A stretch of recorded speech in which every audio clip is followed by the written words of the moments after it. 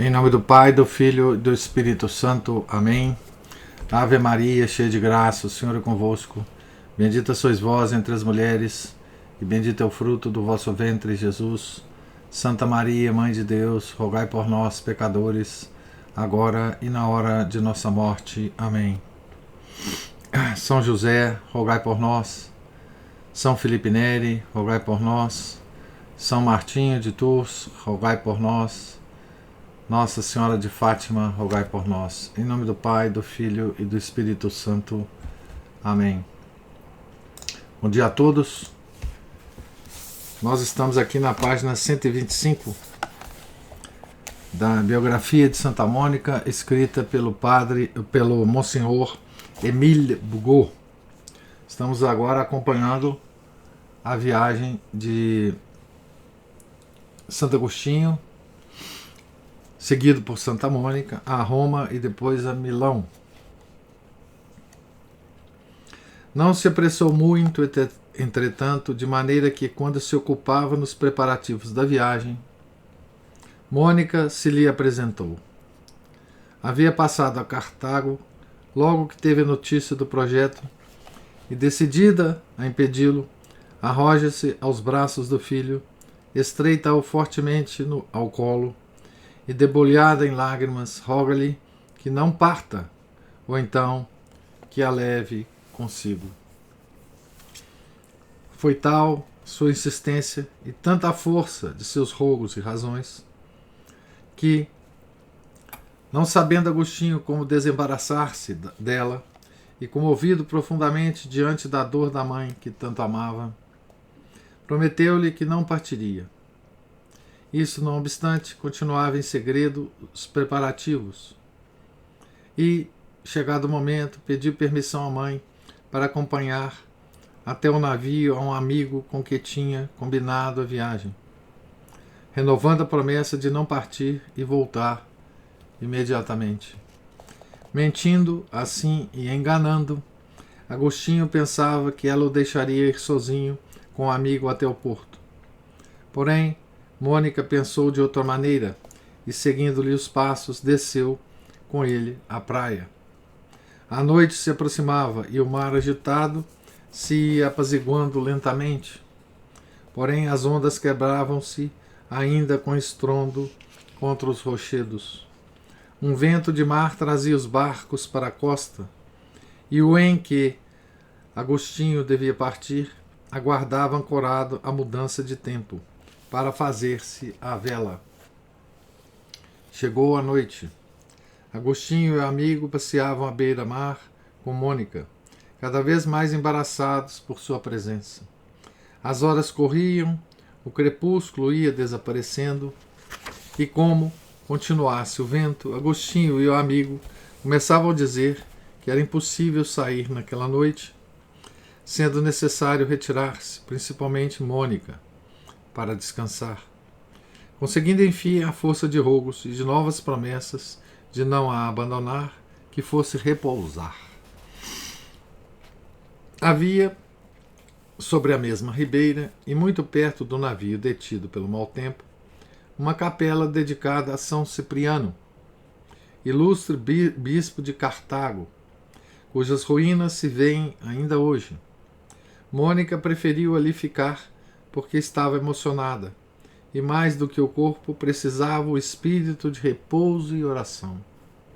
O vento mudou durante a noite, o navio levantou a âncora, abriu as velas, e antes que rompesse a aurora, Agostinho, sentado na popa e fixos os olhos na capela onde orava sua mãe, viu desaparecer pouco a pouco a costa africana. Quando já amanhecido, saiu Mônica da capela e, ao ver a praia deserta, pois o navio não estava mais, se apercebeu da ida do filho. E, louca de dor, vagou pela costa, gritando desesperadamente, acusando o filho e queixando-se de Deus por não lhe haver escutado as orações. Desejava unir-se a Agostinho e sulcar as mesmas ondas em que podia perecer, mas quando refletiu que o filho dentro de poucos dias ia entrar em um mundo mais tempestuoso que o próprio mar, caiu em tal abatimento que não foi senhora de si. Abre aspas para Santo Agostinho.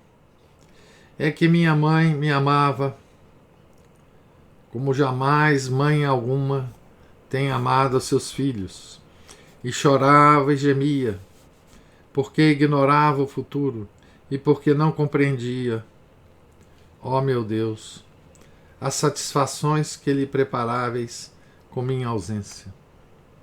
O filho que em outro tempo dera à luz entre acerbas dores, pedia agora a grandes gritos e com o coração desgarrados por uma dor intensíssima. Fecha aspas. Finalmente, esgotadas as lágrimas, abatida e sem forças, depois de haver acusado o filho de cruel e enganador, e não tendo meio de segui-lo, Mônica voltou a Tagaste para derramar rios de lágrimas com que inundava o lugar que orava. Santo Agostinho chegou a Roma no ano de 383, provavelmente no mês de setembro, durante as férias.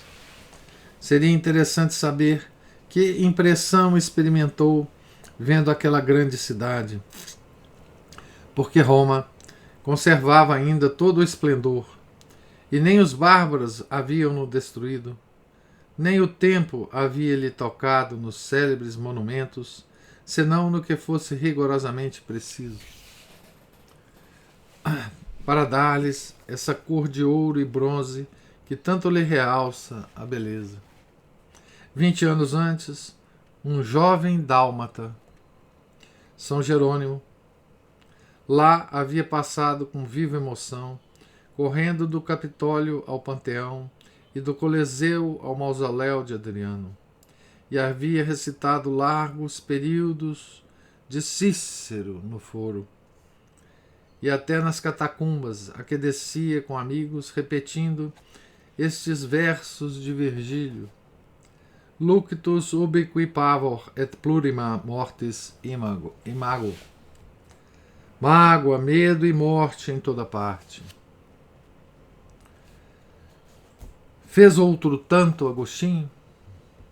Sua alma era menos entusiasta que a de São Jerônimo, porém era mais terna e de distinta delicadeza. Aqueles monumentos de tão elevado estilo, cobertos pelo mais belo horizonte, aqueles aquedutos, aqueles templos, aqueles palácios, aqueles arcos de triunfo, testemunhas do poder e da grandeza dos homens, e aqueles campos cheios de ruínas e tumbas, testemunhas também da vaidade romana, deviam penetrar até o mais profundo do seu espírito. E se é verdade que nesta terra, calçada de restos humanos, quanto mais apenado está o coração, tanto mais goza vivendo nela, Agostinho devia achar um encanto indizível. Isso é um pouco o que Monsenhor Emílio Bugot, né, está tentando nos fazer aqui sentir, né, o esplendor, né, da Roma na época de Santo Agostinho, que já está em decadência, né? Já é a decadência do Império Romano, né? Os bárbaros já estavam batendo nos portões, né, do Império, tá certo? O mundo já estava presenciando aquela queda impressionante do Império Romano, né?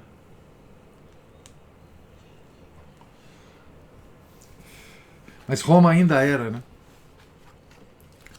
essa coisa extraordinária, né? Veja que ele compara, né, a impressão que Roma deixou em São Jerônimo, né, com uma possível impressão que Roma tenha deixado em Agostinho, né? Não obstante, o ano que passou em Roma foi-lhe de amarguras. As escassas crenças que conservava desapareceram por completo e caíram, uma por uma, da alma, como as folhas secas das árvores no tempo do outono, indicando seus despojos aos passos de Agostinho pela cidade eterna. Habitava em Roma a casa de um maniqueu a quem estava recomendado, pois ainda que não acreditasse nas doutrinas do maniqueísmo, conservava relações com os da seita. Por viver mais familiarmente com eles, porque, não havendo que dar a conhecer as dúvidas, se tornassem menos precavidos, viu claramente o que em Cartago começara a suspeitar: costumes abomináveis, orgias escandalosas e uma corrupção cujo distintivo consistia em crescer com as iniciações e dignidades. Porém, o que acabou de abrir-lhe os olhos foi que essa corrupção era resultado da doutrina mais secreta do mestre e estava justificada com os mais confidenciais ensinamentos. A alma nobre de Agostinho indignou-se diante de semelhantes cenas, jurando que no futuro cortaria as relações com os discípulos de Manes. Esse aspecto da gnose, não é?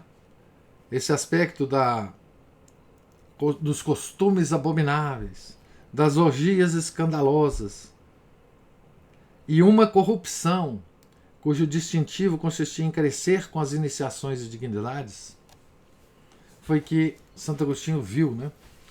Porque a gnose traz exatamente isso. Qualquer seita, qualquer sociedade secreta traz isso, né?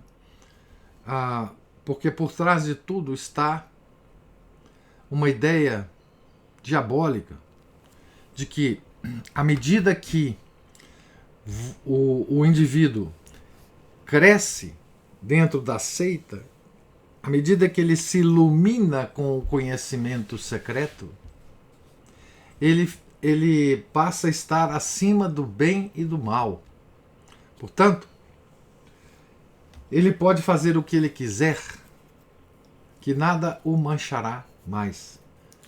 Então, sempre a gnose leva a essa corrupção dos costumes. E não é à toa, não é à toa que nós vivemos no mundo gnóstico e vivemos neste mundo de corrupção, orgias escandalosas, tá certo? Que hoje se sofistica cada vez mais, né? E isto é uma consequência direta, e foi isso que Santo Agostinho percebeu. Isso é consequência direta da doutrina da gnose, da doutrina da gnose. Isto era já um grande passo, não lhe restando mais que dirigir as vistas para a Igreja Católica, a fim de lhe pedir essa verdade que inutilmente havia procurado além. Desta forma se abreviaria muito o doloroso caminho que deveria percorrer antes de se chegar a ela. Então foi só com uma vivência pessoal diretamente ligada a um maniqueu que lhe emprestou a casa é que Agostinho percebeu essa consequência da doutrina, né? Essa corrupção dos costumes.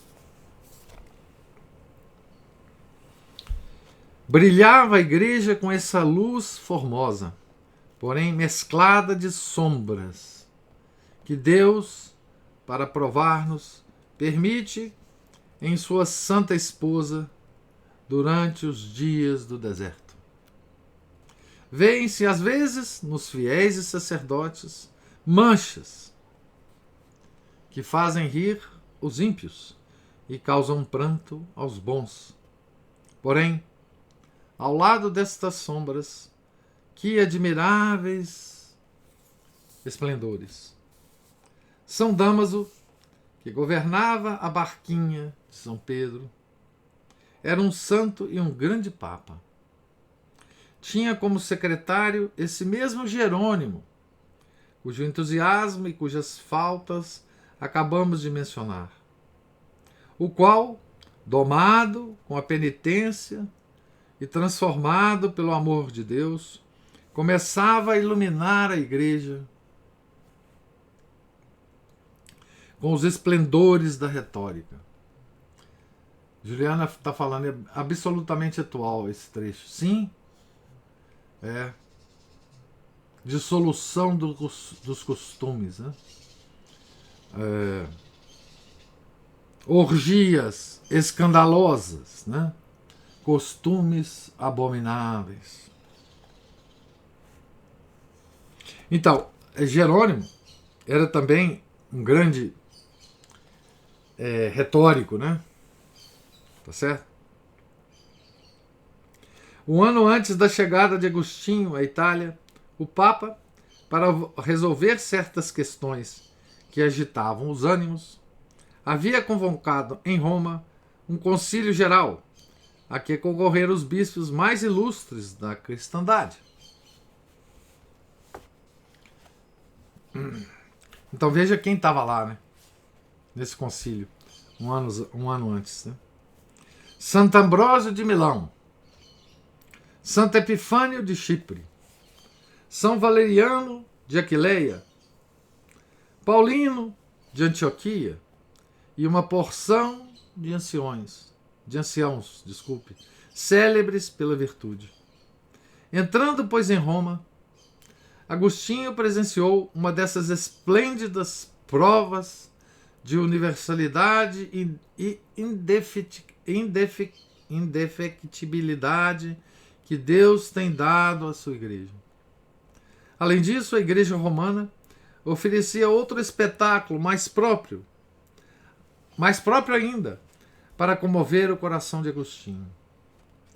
A virgindade e a caridade, essas duas irmãs, nascidas no mesmo dia, ao pé do Calvário, percorriam o mundo entrelaçadas e semeando o caminho de lírios e rosas.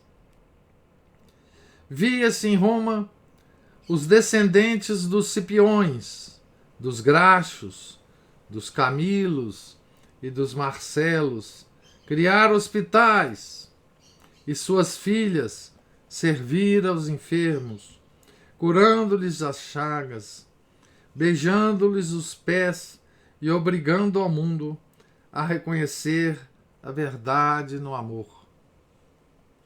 Porém, como as almas santas, desprendidas da terra pela fé e pela piedade, aspiram sempre a encontrar quem as guie e ajude na perfeição. Via-se com essas mulheres admiráveis, as Paulas, as Fabíolas, as Eustáquias, as Marcelas e outras muitas, agrupar-se em redor de São Jerônimo, que lhes explicava os livros santos, derramando-lhes nas almas torrentes de luz que se convertiam em heróico desprendimento e imolação absoluta. Que beleza de descrição, né? Que beleza de descrição da vivacidade da fé, não é? Da força, né? Da igreja, né? Nascida aos pés da cruz, né? Como a cruz é vivificante, né? Como o aroma da cruz, né? Como a seiva da cruz é tão extraordinariamente produtiva, né? Então, ele tá descrevendo exatamente a época de Roma, o papado e tudo mais, no momento em que Santo Agostinho chega a Roma, né?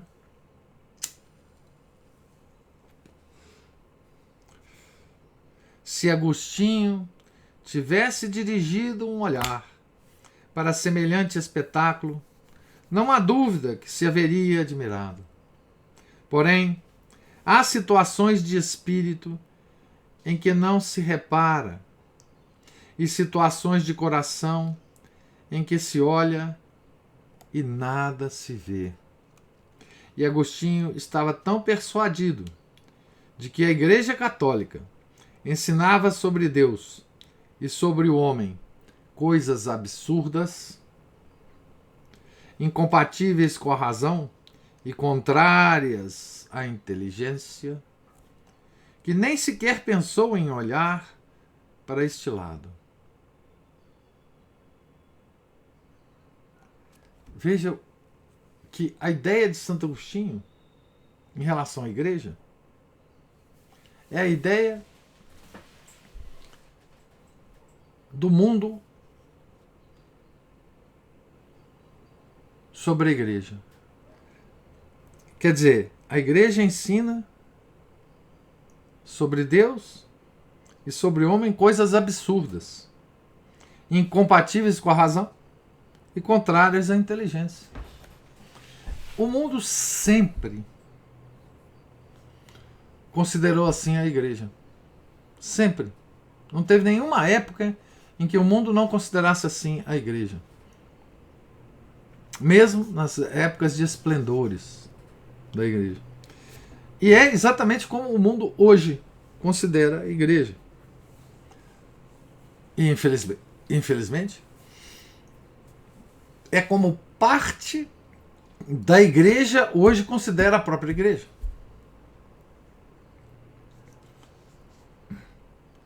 A igreja católica de sempre ensina coisas absurdas sobre Deus e o homem, coisas contrárias à razão e ao intelecto. Era assim que Santo Agostinho via a igreja, né? Entretanto, como sua alma era naturalmente reta, veio-lhe a ideia de conferenciar com algum homem sábio da igreja romana, que lhe pudesse explicar a verdadeira doutrina. A mesma coisa ele fez com os maniqueus. Ele procurou o mais sábio entre os maniqueus, o tal do Fausto, né? O mais sábio que ele poderia acessar, né? E foi assim que ele descobriu a falsidade do maniqueísmo. Assim ele fez com a igreja, né? Porém, fosse por crer inútil esse passo, ou por um temor secreto e instintivo da verdadeira luz e dos sacrifícios exigidos, o certo é que não realizou tão boa inspiração. Preocupado com a ideia de que a Igreja Católica não possuía a verdade, havendo conhecido por experiência própria que não se achava na doutrina de Manes, que a verdade não se achava lá, né? Recordando que a procurara inutilmente, havia muito tempo, nos filósofos, e tendo perfeitamente presente que jamais havia podido estar tranquilo e certo de gozá-la, chegou a duvidar de tudo, dizendo-se completamente descrente. Afirmando que, abre aspas, a verdade não é mais que um sonho, fecha aspas. Entrou na escola de certos filósofos que se chamavam acadêmicos e ensinavam que nada se sabia, com certeza. Estranha miséria a do homem. A mais bela inteligência, o talento mais penetrante, o mais capaz, o mais ativo e que durante longos anos se dedicara, sem descanso, à investigação da verdade, depois de haver flutuado como navio sem leme, levado para cá e para lá pelos ventos e pelas ondas, conclui, dobrando as asas, e desesperando da verdade. Tudo é duvidoso para ele. A luz não existe em nenhuma parte, e por todos os lugares vê-se a burla, a mofa e o escárnio. Eis aqui a almofada em que desejava Agostinho apoiar a cansada cabeça e cerrar os olhos, cintilantes de desespero. Et nunc resis intelligit. E agora, reis da inteligência, aprendei, e vós que procurais a luz, instruí-os. Será possível que alguém possa desfrutar sobre este leito de dúvidas? Já não digo de um sonho tranquilo e reparador, mas do agitado e amargo dado por Deus nos maiores tormentos? Ignoro-o, porém sei com certeza que Agostinho não pertencia a essa classe de homens. Seu espírito era muito elevado e seu coração, ainda que corrompido, não abrigava a malícia que faz ao homem comprazer-se nas trevas. Portanto, nem as distrações de Roma, nem os prazeres intelectuais que ali gozava, nem o êxito de que via coroados os seus trabalhos, chegaram a acalmar a agitação de sua alma.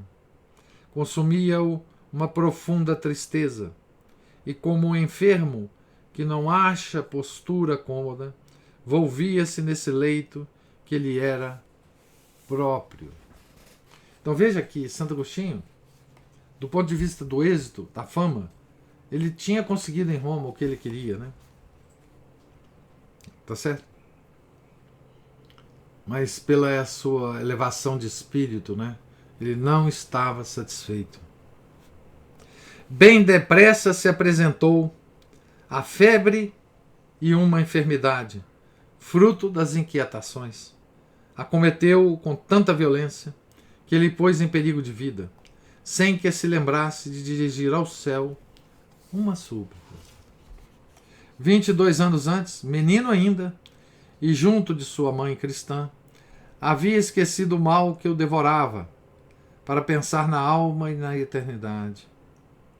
Mas hoje, homem, morador de uma grande cidade, e longe da vigilância protetora de uma boa mãe, Agostinho morreria sem arrependimento, sem oração, sem Cristo e sem Deus. Ou, para dizer melhor, morreria com o sarcasmo nos lábios e a impiedade no coração. Abre aspas para o santo. Em perigo tão grande, não pedia o batismo, e não somente nele não pensava, como o encarava com riso e mofa. Fecha aspas. Por felicidade, a enfermidade se deteve. Foi declinando a febre pouco a pouco. As forças reapareceram e, ao cabo de algum tempo, Agostinho estava fora do perigo. Com esse espírito profundamente investigador, que o induzia a buscar a causa de tudo, perguntava-se por que Deus o havia tirado daquele perigo, e qual a mão que, no momento em que se achava a bordo do abismo da sepultura, insultando a Deus, havia detido a cólera divina, pronta a castigá-lo, e, como sempre, não vacilou em proclamar que somente a sua mãe podia atribuir tamanho benefício. Disse que as mães não se consolam com a perda dos filhos. Efetivamente, fica-lhes no coração uma ferida cuja dor nem o tempo dulcifica, nem há ninguém que possa aliviar. O que seria, pois, se a mãe cristã visse morrer o filho submergido na impiedade e no crime? Imaginai-vos uma alma completamente entregue à religião e que não sabe olhar para o crucifixo e o tabernáculo sem viva emoção de fé e de amor. Suponde que visse o filho em suas entranhas, o amado de sua alma, separar-se de Deus para sempre. Abre aspas para o santo. Não, não. Uma ferida semelhante jamais curar-se-ia em minha mãe. Agostinho restabeleceu-se prontamente e retornou aos estudos e excursões pela cidade de Roma, frequentando as bibliotecas e visitando os monumentos. Porém, não recuperou nem a fé, nem a alegria. Pelo contrário, continuou a duvidar de tudo, persuadido de que nada certo há no mundo e decidido a não se ocupar mais com questões doutrinárias. Caiu em tristezas mais profundas que as anteriores. Sobreveio-lhe outro desgosto. Havia fundado em Roma uma escola livre e, apesar do grande talento, não pôde reunir senão alguns discípulos pouco estudiosos e tão faltos de delicadeza que lhe feriram profundamente a bela alma, enchendo-a de mágoa. Duvidando de Deus, começou a duvidar dos homens. Que martírio para uma imaginação e, sobretudo, para um coração como o seu. Em tal situação, próximo do abatimento, soube que estava vaga em Milão a cadeira de retórica, posição que lhe agradava muito e parecia criada para ele, pois era pago professor pela cidade e não estava à mercê de jovens inconstantes e sem delicadeza, encontrando no magistério público, ao mesmo tempo, consideração, fortuna e, principalmente, liberdade. Então, veja, nessa época, os professores, né,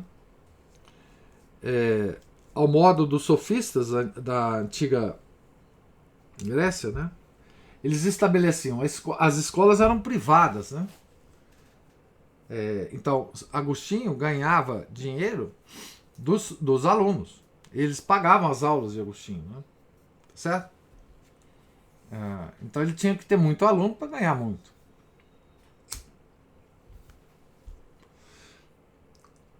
Mas tinha um cargo público, né, de professor público, lá em Milão. Né? Ele estava, então, fora dessa necessidade, né, de ganhar dinheiro diretamente dos alunos. Ele ia ganhar o salário da cidade de Milão, né? Cidade que pagava, né?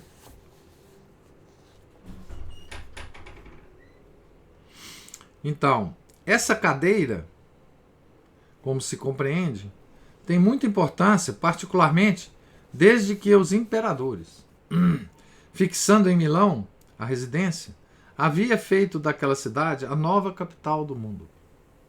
Agostinho, portanto, a solicitou sem demora, e havendo-a obtido, depois de um exame público brilhantíssimo, feito em presença do célebre Símaco, prefeito de Roma, partiu logo para Milão, um tanto mais consolado, tanto por essa honra, quanto por ver mais claro o futuro.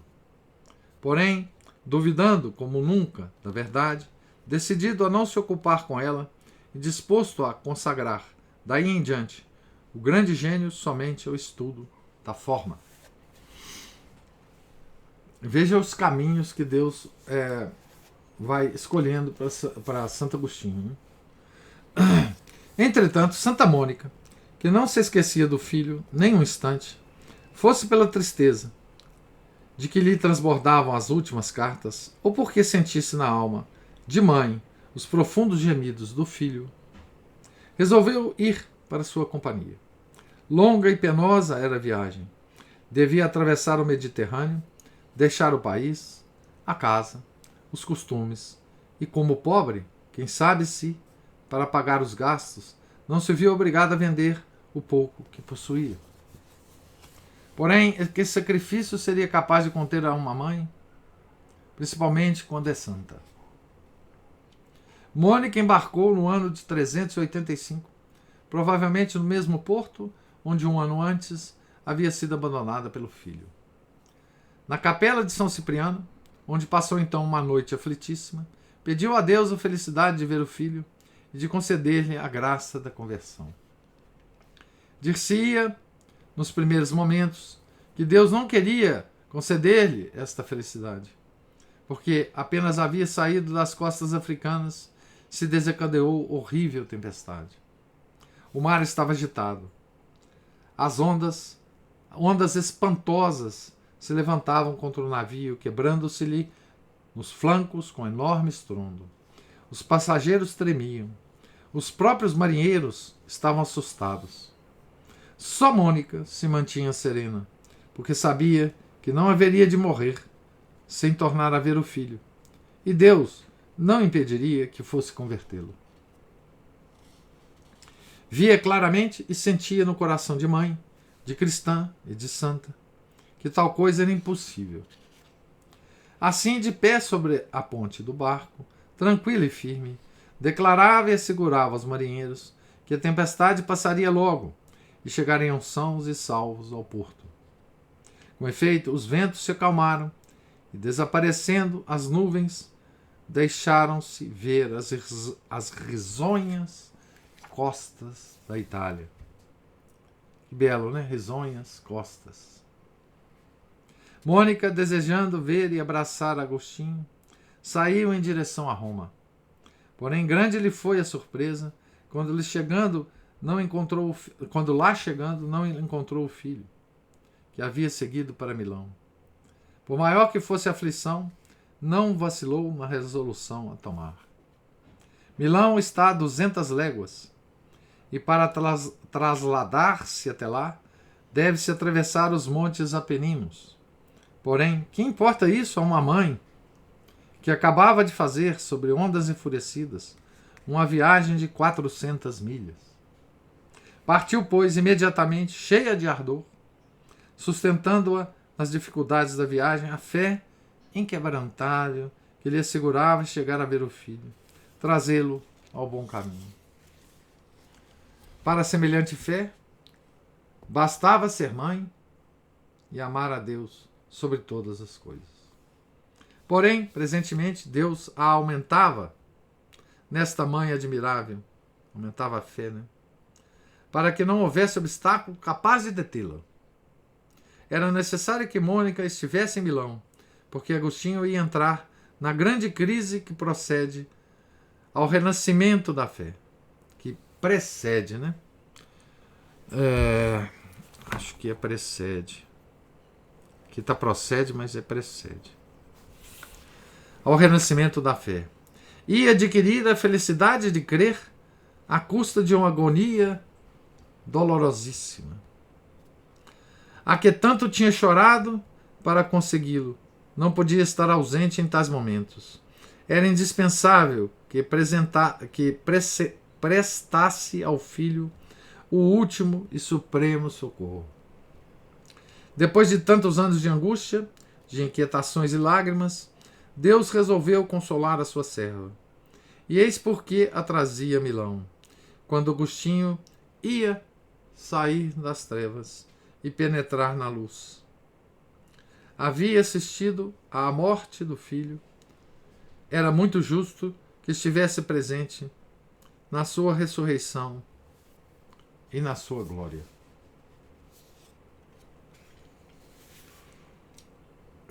Então, terminamos aqui o capítulo, né?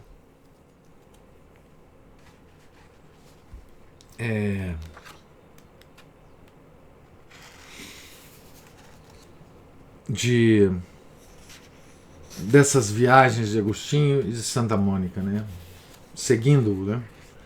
Então agora nós vamos vê-los em Milão e contemplar, né, o caminho que Deus escolheu para converter Agostinho, né? Certo? O caminho das desilusões, né, que Deus preparou para Agostinho para que ele estivesse pronto para a conversão. Não? Então, nós deixamos essa leitura hoje, um Agostinho descrente de tudo, tendo frequentado a filosofia da época, tendo frequentado a seita dos maniqueístas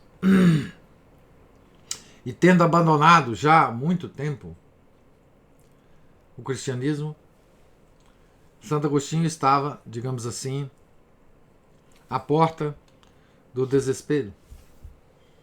Homem de grande inteligência e de grande sucesso, retórico, ensinava retórica, tinha um conhecimento intelectual extremamente elevado, mas a alma estava morta, né? Tá certo?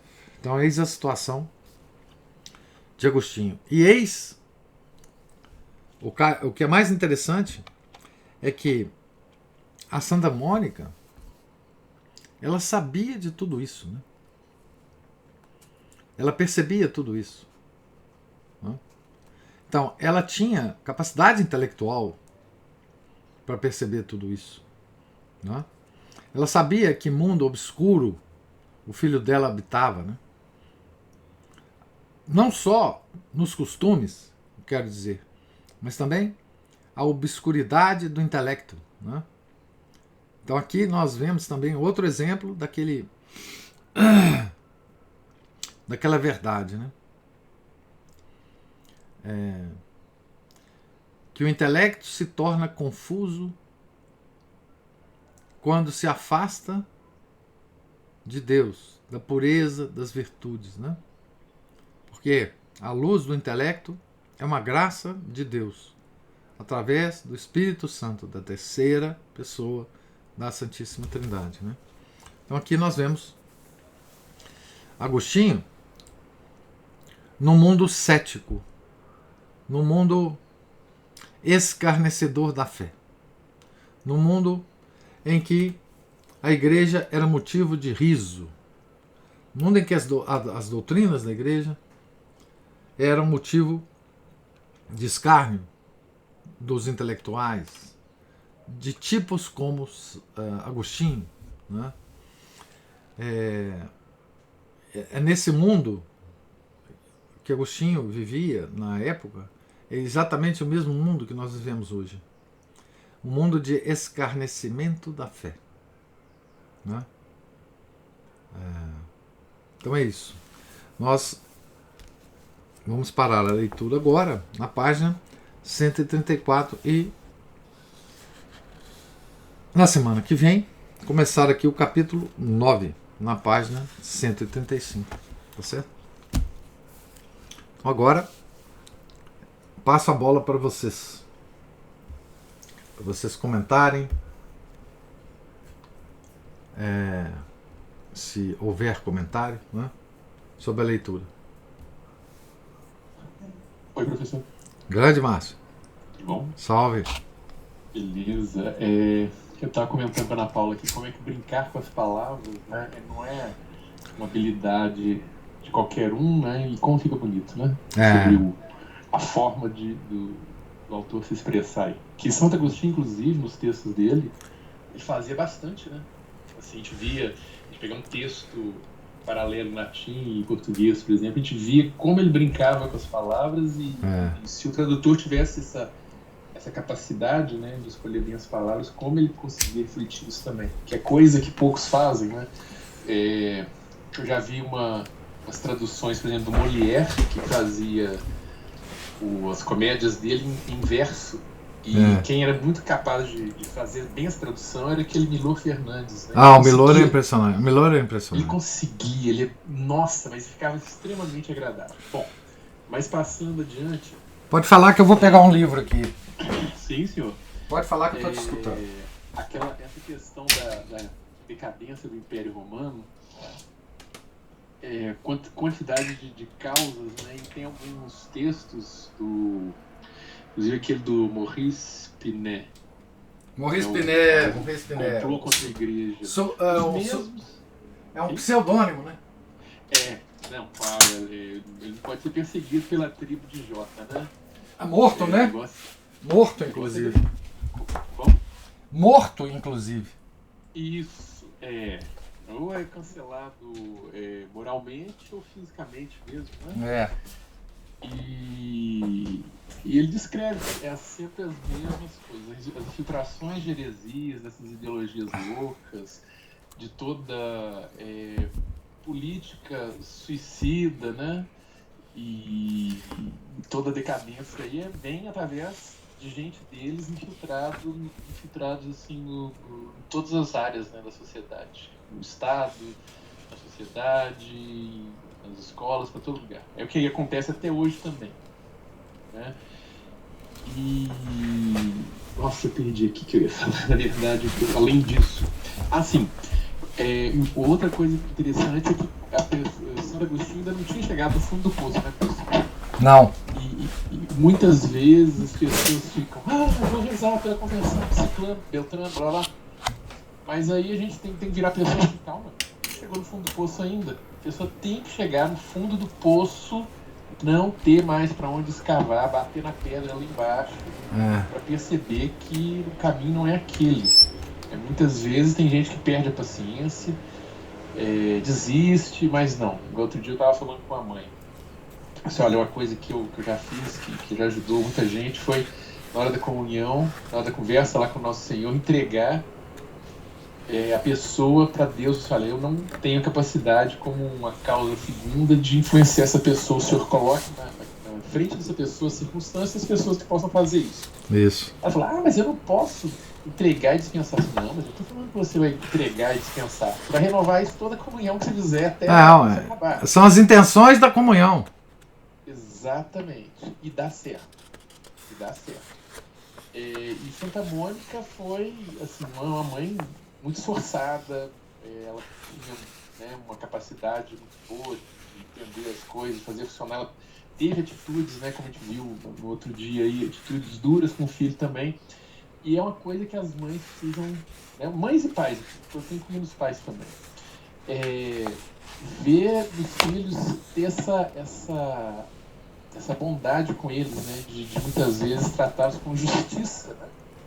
Ou seja, ser às vezes duro com eles também, né? Ela expulsou, a Santa Mônica expulsou Santo Agostinho da casa dela. Exato. E as mãezinhas de hoje, os papaizinhos de hoje, eles têm peito para fazer isso? Não tem não. Não tem. Ele chama a polícia para ele. Nossa, e o próprio menino, né? E aí, igual uma vez um pai que falou com o filho, falou, eu vou te denunciar, não. Pode falar aquele negócio, não sei lá. Ele virou pro menino e falou assim, você denuncia, tá? Que um belo dia que você chegar em casa, a gente vai ter mudado daqui, nem avisar pra onde é que foi, você vai ficar sozinho aí, você se vira, pede, na época era Dilma, né? Pede pra Dilma te arrumar um pai, pra te arrumar uma mãe, porque nem eu nem sua mãe nós vamos ficar aqui te esperando. Você se vira. Aí ele puxou. Porque a gente tem que ser, né, pegar pesado muitas vezes, né? Tem que dar um choque de realidade nas pessoas. E os psicologismos atuais, eles ensinam, não, você não pode fazer isso. Igual eu faço aqui às vezes com a sobrinha da Ana Paula aqui, nossa filhadinha. Eu ponho a Ana Paula, talvez tenha sido por isso, percebeu uma diminuição, a queda nas birras e pirraças dela. E tudo bem que a idade também, com o avanço da idade, isso ajuda. E também com a diminuição da má vontade de tomar banho. Aí eu inventei umas lendazinhas para ela aqui, aí começou a dar resultado. Mas se for ouvir o psicólogo de hoje, o especialista de televisão, de Instagram, sei lá do que, hoje em dia, né, isso é um absurdo, uma barbaridade. Então, mas isso é o quê? É também seguir aquela tradição dos pais.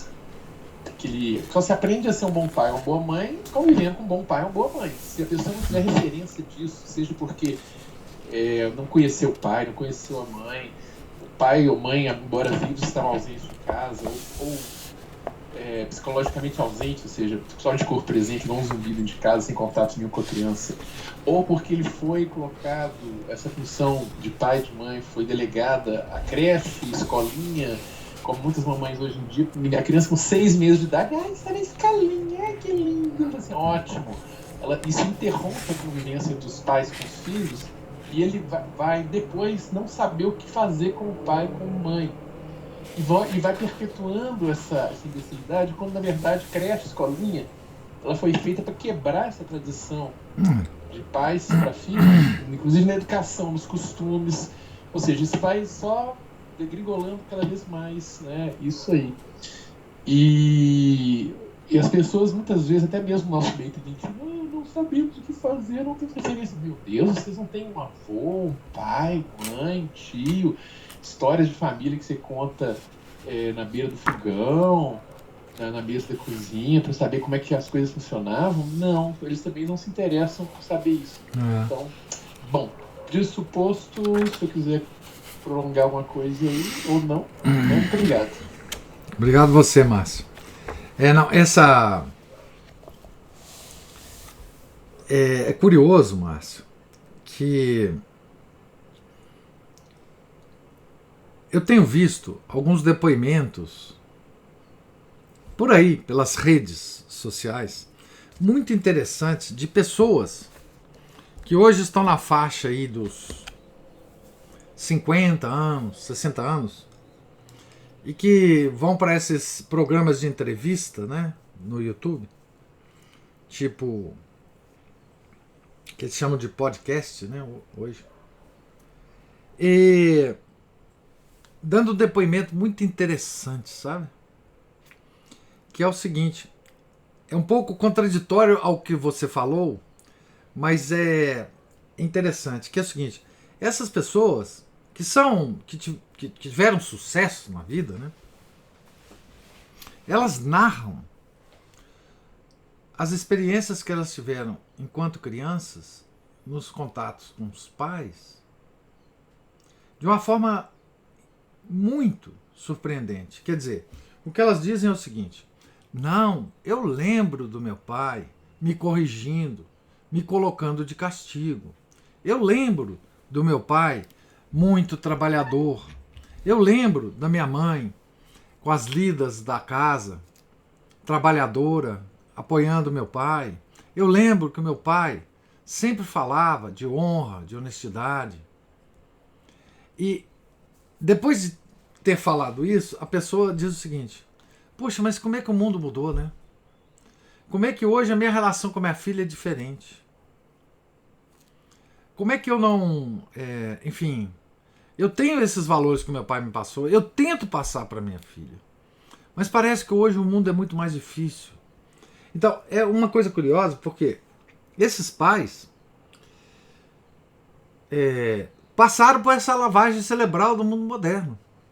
E eles ficaram, mesmo que eles tenham tido esse exemplo dos pais, parece que eles ficam tímidos para aplicar esse exemplo nos filhos.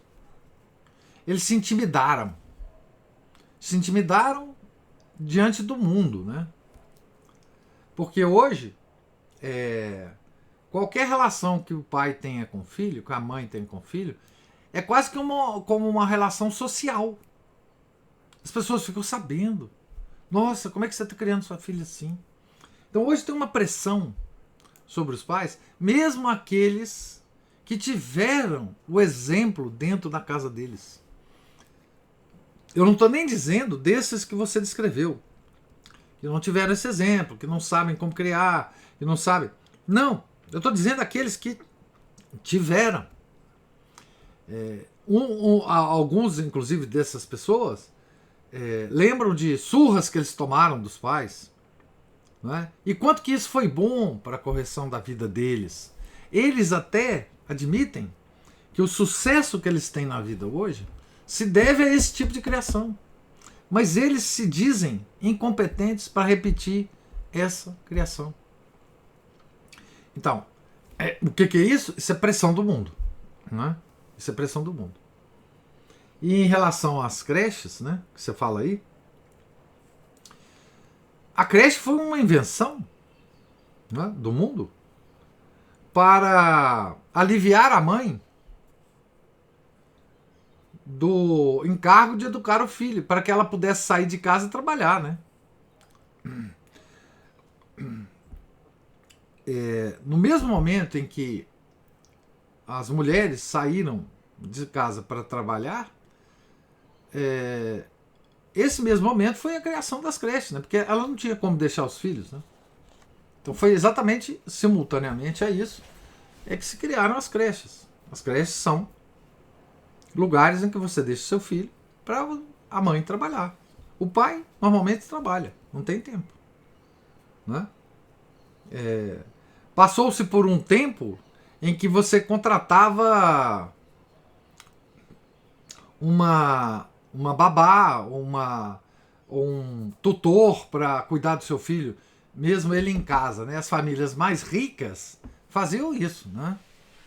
Não só para a mulher trabalhar, mas para a mulher ter vida, né? Para a mulher frequentar os salões, né?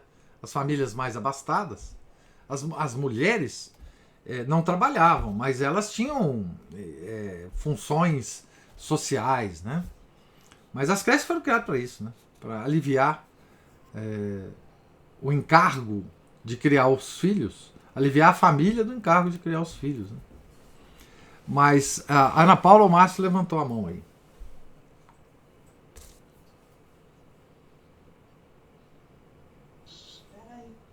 Professor, eu estava lendo uma vez no site de um suíço que mora no Canadá.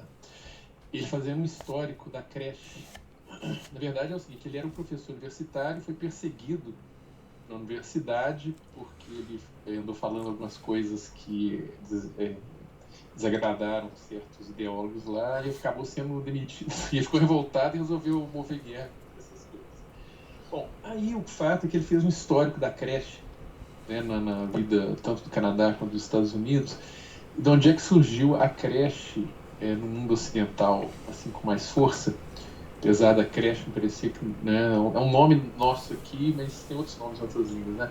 Ela foi uma instituição soviética.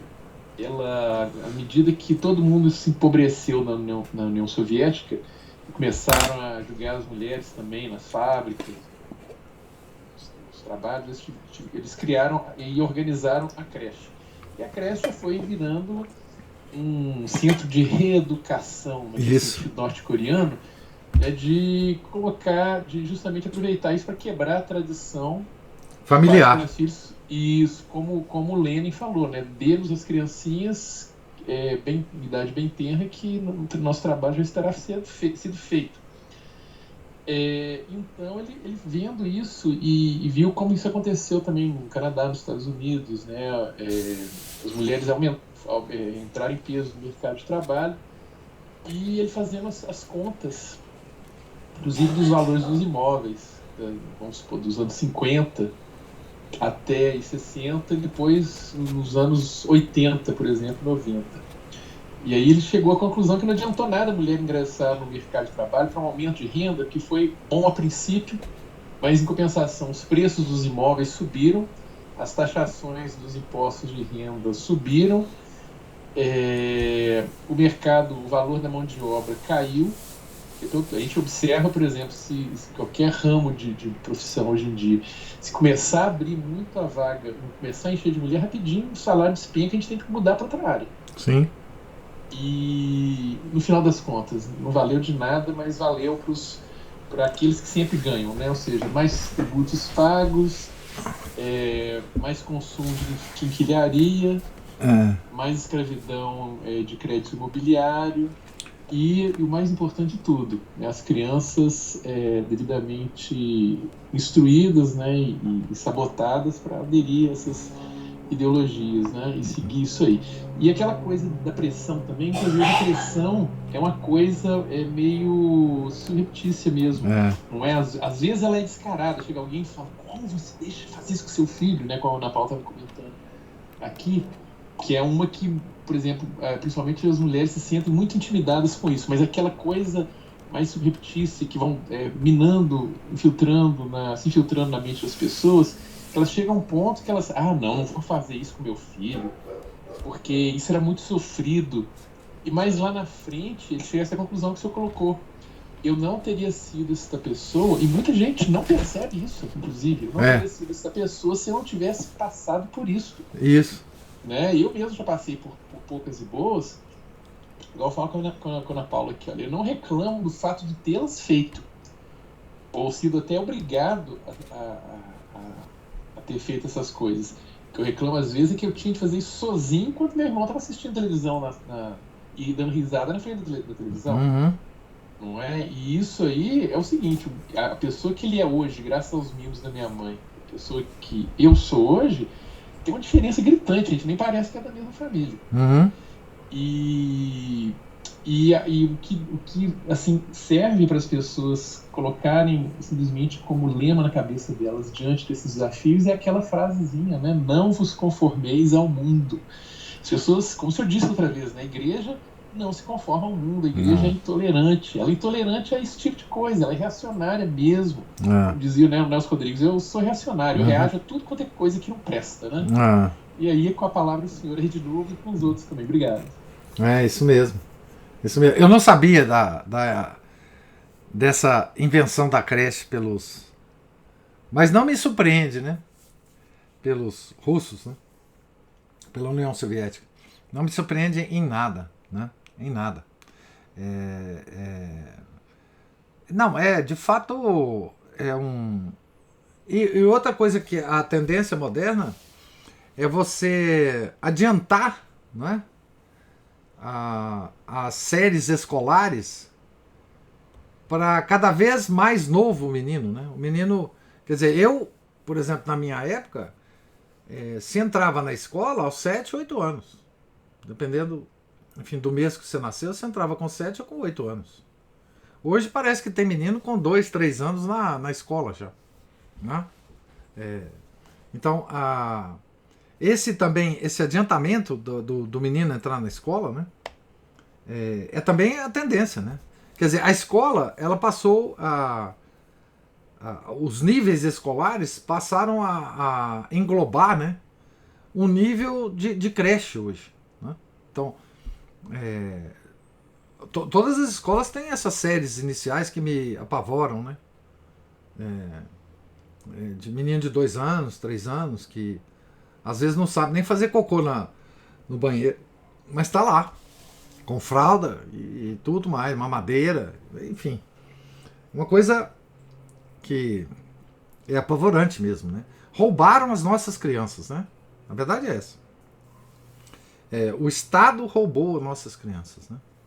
E com relação àquele negócio de não adiantar nada sob o ponto de vista financeiro, toda essa movimentação da mulher no mercado de trabalho, é aquela frase, né? Presuma sempre banqueiro, macumba, né? Claro, os bancos não iam deixar por menos, não, né? De nos sugar, né? Os governos, os bancos, enfim.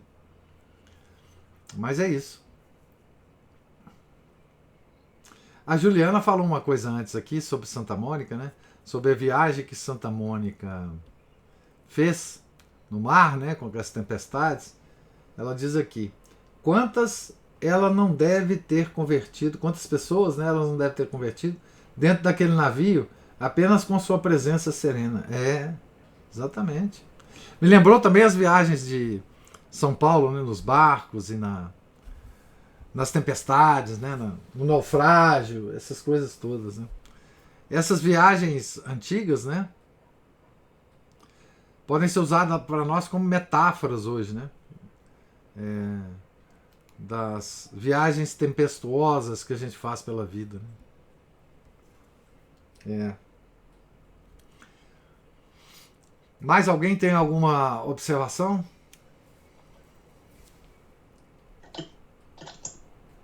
Saber que livro é esse grossão que você levantou para pegar aí? Essa é a melhor tradução de Santo Agostinho que existe no mundo para português. Das Confissões. Essa obra é bilíngue. Tá certo? Bilíngue. E ela foi traduzida... A tradução foi custeada pela Imprensa Nacional Casa da Moeda de Portugal. Essa tradução ganhou ganhou prêmios lá de melhor tradução, enfim. Infelizmente, eu acho que é impossível conseguir. Eu já procurei de algumas vezes depois. Eu comprei esse livro diretamente na Casa da Moeda de Portugal. A edição dela é do ano 2004. Até 2004 você conseguia encontrar, né? Então, se vocês encontrarem essa obra de Santo Agostinho, porque a tradução dela é belíssima, Ela é muito diferente, porque eu tinha outras traduções de Santo Agostinho, das Confissões aqui em casa, e quando você compara, é impressionante. É impressionante enfim, a unção que você percebe em português, né, do texto de Agostinho, né? Enfim, vale a pena procurar se vocês conseguirem comprar, viu? Não sei, eu não consegui identificar essa. A própria Casa da Moeda lá, quando você acessa o site, já não tem mais esse livro, né? A Casa da Moeda lá, Imprensa Nacional, Casa da Moeda, é como essa editora aqui Nós temos duas editoras ligadas ao Congresso, né? A editora do Senado e a editora da Câmara. E é mais ou menos, a linha editorial é mais ou menos assim, né? Lá. Então é esse o livro que eu peguei, Ana Paula, para mostrar para vocês. É um livro belíssimo, né? E tem o latim, eventualmente, para quem sabe latim, você, enfim, conferir, né? Os termos exatos. Eu lembrei disso porque o Márcio falou, né, que as expressões de Agostinho em latim, né, ela tem muito desse jogo de palavras, dessa poesia latina, né, que é muito difícil de captar, né, na tradução. Eu não conheço profundamente latim, sobretudo o latim de Santo Agostinho é muito mais difícil, né, do que o latim, por exemplo, de São Tomás de Aquino, né, que já é um latim tardio, né. O latim de Santo Agostinho é o latim de Cícero, né. Dizem que é muito mais difícil, né, mas é muito, muito bonito. Enfim, a gente pode comparar, né, as expressões e, enfim. Mas é isso. É uma obra que eu tenho aqui com muito carinho, porque as outras traduções são bem fraquinhas, né? Tem uma tradução que eu já vi alguém comentar que é muito ruim, que eu acho que é uma tradução da Paulus ou da Loyola, das Confissões, né? Enfim. Mas é isso que eu queria sugerir para vocês. Se vocês encontrarem esse livro, comprem, sem pestanejar, né? Professor, há traduções e traduções, né? Como diz, né?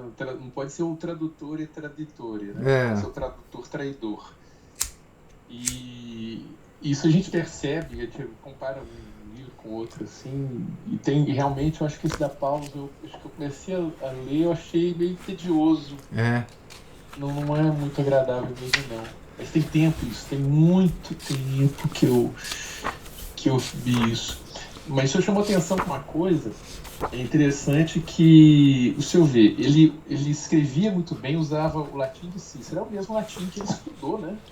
Claro. E a gente fica pensando muitas pessoas às vezes pensam assim, mas para que eu tive que passar por isso? Para que eu tive que passar por aquilo? Justamente isso, essa experiência, vai lá na frente, a gente vai descobrir. Né? Muitas vezes Deus coloca a gente nesse tipo de situação para adquirir esse tipo de experiência, desenvolver esse tipo de virtude, ou acabar com esse tipo de vício também, para lá na frente ser utilizado justamente por Ele, né? Para alguma coisa melhor. Tantas vezes, tantas coisas que a gente passa assim, eu não vejo no sentido de ter passado por isso, e você está lá com 15 anos pensando nisso, aí lá com 40, 45, ou até mais, vai descobrir, isso aqui me deu condições de hoje estar podendo fazer isso em boas condições, melhores condições. ou agir da forma que agrade a Deus. E se eu não tivesse, inclusive, errado aqui, ali, adquirido tal qual mau hábito, eu teria conseguido também ter feito isso, aquilo outro, inclusive, de maneira muito melhor, do agrado de Deus, não o agrado do capeta, né? Tanto de vezes que o perigo de muita gente ser instrumento do capiroto, né, para certas coisas, e sem saber, o que é pior ainda, sem saber, sem sequer desconfiar disso, né? Tem aquela parte do Salmo que fala, né, Deus me mostre e me livre do meu pecado oculto. Eu não sei qual Salmo que diz isso. Ele tem lá.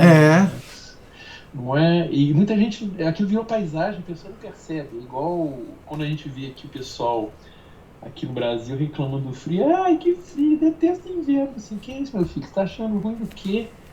Pensa bem, o nosso inverno aqui não tem aquele céu nublado, cinzento de latitudes mais altas, as folhas ainda estão aí, apesar de queimar um pouco capinha, grama, tá tudo verdinho. Vai pegar o inverno mesmo de altas latitudes aí, que você vai ver o que é depressão. Aqui inverno é amador, mas eu já passei inverno profissional. Pois é, o inverno no Canadá, que é pior ainda do que nos Estados Unidos, né? Igual eu comentei com umas dondocas aqui que estavam reclamando que inverno aqui é muito frio. Assim, meu filho, você pegou 18 graus de temperatura, tá achando frio? Eu já peguei 18, 25, abaixo de zero.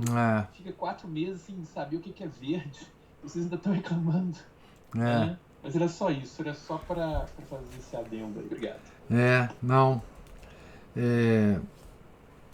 Então, assim, eu não sei se vocês já enfrentaram o livro Confissões, né? Eu sei que o Paulo está sempre lendo Confissões, né? É um leitor permanente das Confissões, mas o livro é simplesmente, enfim, é um livro para se ler sempre, né? É curioso que digamos assim, a intelectualidade moderna ela dê mais atenção.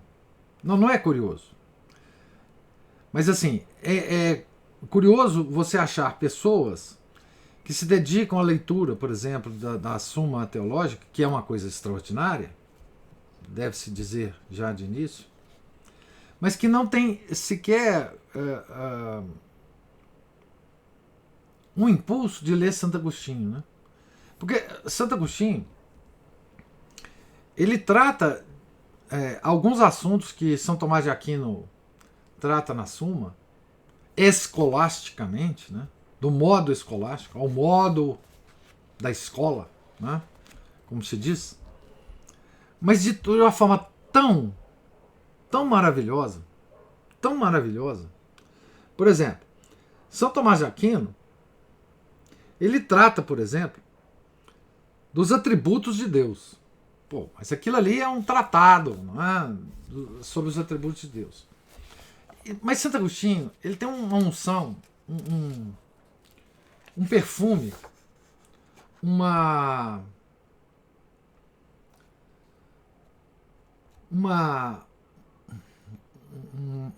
percepção, uma profundidade, uma poesia para tratar dos atributos de Deus, que é uma coisa. Eu queria amolar vocês por uns instantes, só para ler um pequeno parágrafo em que Santo Agostinho fala sobre os atributos de Deus. Veja se não é uma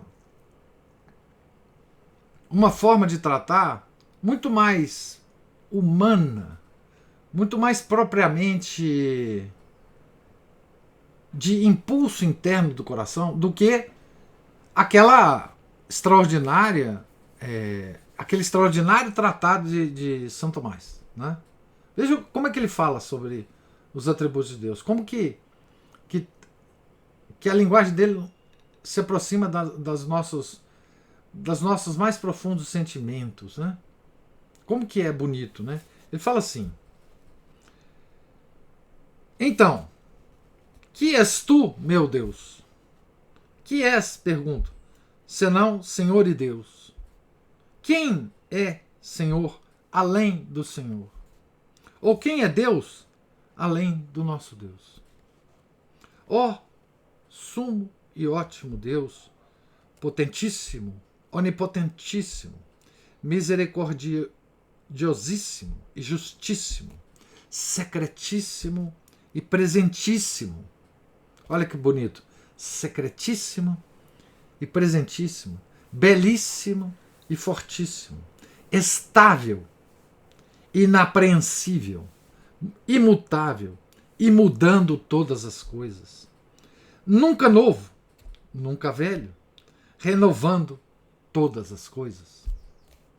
Levando à velhice os orgulhosos, sem que deem por isso. Sempre em ação e sempre quieto. Arrecadando e não tendo necessidade. Sustentando e enchendo e protegendo. Criando e alimentando e completando. Procurando, embora nada te falte. Amas sem te inflamares. És ciumento e isento de inquietação. Arrependes-te e não sofre. Iras-te e és tranquilo. Mudas as obras e não mudas o teu desígnio. É as causas segundas, né? Recolhes o que encontras e nunca perdeste. Nunca pobre, regozija-te com o que lucras. Nunca avaro, exiges juros. Contigo dependemos prodigamente, para que fiques devedor. Mas quem tem alguma coisa que não te pertença? Pagas dívidas a ninguém devendo, perdoas as dívidas, nada perdendo. E que dizemos nós, meu Deus, minha vida, minha santa doçura? Ou o que diz alguém quando fala de ti? E ai daqueles que sobre ti se calam, porque são mudos, mesmo que falem. Olha, é uma coisa assim absurda esse parágrafo, né? Ele está falando dos atributos de Deus, da sua relação conosco, da sua relação com as causas segundas, não é?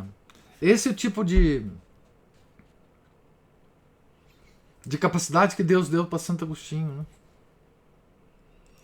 Porque a pessoa, para escrever um negócio desse aqui, a partir desse texto, né, a gente pode perceber o que a pessoa tem dentro dela, não é? E como que ela conseguiu verbalizar tudo isso, né, num parágrafo tão pequeno e com contradições tão sutis, né? Secretíssimo e presentíssimo, né? Nunca novo, nunca velho, e renovando todas as coisas. Por aí vai, né? Uma coisa. Então, esse é o filho de Santa Mônica, né? E veja que belo texto, né? Que bela tradução, né? Mas é isso. Desculpe aí a introdução aqui de Confissões, mas é porque lendo a vida de Santo Agostinho a gente nunca deve esquecer. Professor, isso aí é se eu ver como é que também, não só o pendor dele para isso, né, que o atraiu às aulas de retórica, gramática e tudo mais, mas como Deus usou isso dele, né, ou seja, para colocar a serviço dele. Isso. Não é? E esse trecho aí é aquele trecho, não é para ser apenas lido, é para ser declamado, né, saboreado. Imagina em latim, como é que isso fica bonito, né?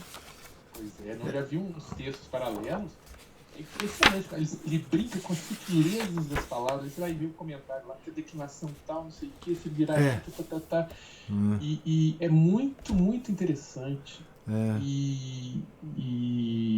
São esses textos, e isso me lembrou um pouquinho São João da Cruz também, né, que escrevia o tudo e o nada, né, porque Deus é mais ou menos assim, ele é uma coisa, mas ele também é outra, e é impressionante. E isso é típico também de grandes contemplativos. E muitas dessas expressões que Santo Agostinho tirou são das escrituras, né? Vários aqui, eu não li, mas tem vários aqui. Joel, Salmo, Sabedoria, só nessa passagem aqui.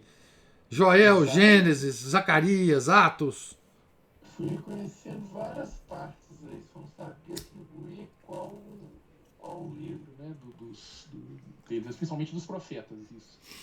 Não, não, as citações elas existem aqui no texto. Eu só não quis interromper a leitura, mas tá tudo aqui. O ritmo, exatamente.